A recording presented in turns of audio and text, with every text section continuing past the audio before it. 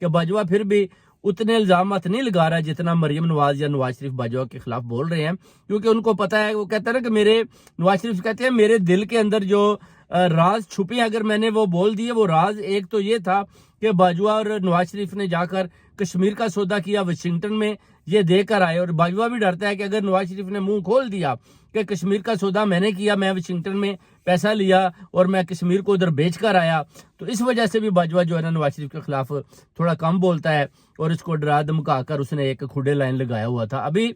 آپ دیکھ لیں کہ کبھی بھی یہ اپنا جو ہے، نہ تو یہ ابھی اپنا کبھی نام لیں گے اس کا فائز عیسیٰ جسٹس کا، نہ یہ کبھی نام لیں گے عاصم منیر کا، کچھ بھی ہو جائے، نہ مریم نواز اس کے بارے میں کوئی ایسا ذکر کرے گی، نہ نواز شریف کرے گا، نہ شہباز شریف کرے گا، یا یہ جب بھی بات کریں گے یہ اپنا جنرل فیض اور جنرل باجوہ کے اوپر یہ بات کریں گے، اور کسی کے اوپر یہ بالکل کسی قسم کی بات نہیں کریں گے۔